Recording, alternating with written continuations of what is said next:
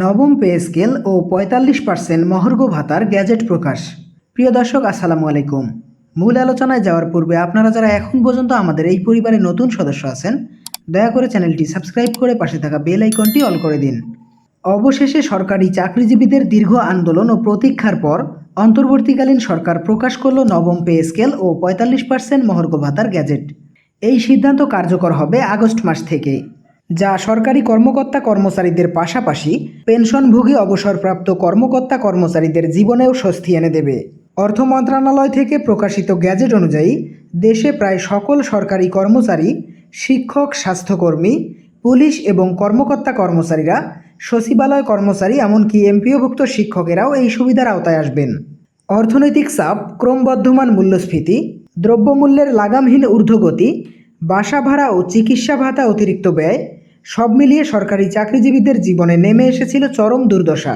বিশেষ করে গত এক বছর দেশ জুড়ে যেভাবে মূল্যস্ফীতি বেড়েছে, তাতে মধ্যবিত্ত ও নিম্ন মধ্যবিত্ত কর্মচারীদের অবস্থা ছিল একদম করুণ। এ অবস্থায় পে স্কেল ও মহার্ঘ ভাতা বৃদ্ধির দাবিতে দীর্ঘদিন ধরে চলেছিল ধারাবাহিক কর্মসূচি ও আন্দোলন, যার মূল দাবি ছিল কর্মপরিবেশ উন্নয়ন ও সম্মানজনক জীবনযাপন। প্রথম দিকে অনেকেই ভেবেছিলেন অন্তর্বর্তীকালীন সরকার আর্থিক সংস্কারে যাবেন না, কিন্তু সেই ধারণা ভুল প্রমাণ করে সাহসী ও জনবান্ধব সিদ্ধান্ত নিয়ে সরকার প্রমাণ করল জনগণের দাবিকে গুরুত্ব দিলে প্রশাসনিক সীমাবদ্ধতাও জয় করা সম্ভব হয়। গ্যাজেট অনুযায়ী 11 থেকে 20তম গ্রেডের কর্মচারীরা ৪৫% হারে মহার্ঘ ভাতা পাবেন, যা সরকারি বেতনের সঙ্গে যুক্ত থাকবে। বেতন কাঠামো নতুনভাবে পুনর্নির্ধারণ করা হয়েছে, যাতে প্রতিটি গ্রেডে উল্লেখযোগ্য হারে বেতন বাড়বে। প্রথম থেকে 10ম গ্রেডের কর্মকর্তাদের জন্য অতিরিক্ত ইনক্রিমেন্ট, বোনাস এবং পদোন্নতির সুযোগ সম্প্রসারণের বিষয়েও আলোচনা হয়েছে। অবসরপ্রাপ্ত পেনশনভোগীরাও এই সুবিধার অন্তর্ভুক্ত।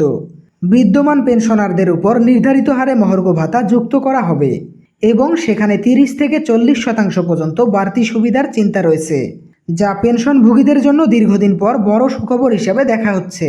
দর্শক, ভিডিওটির এই মুহূর্ত পর্যন্ত এসেও যারা এখন পর্যন্ত আমাদের চ্যানেলটি সাবস্ক্রাইব করেননি, দয়া করে চ্যানেলটি সাবস্ক্রাইব করে পাশে থাকা বেল আইকনটি অল করে দিন।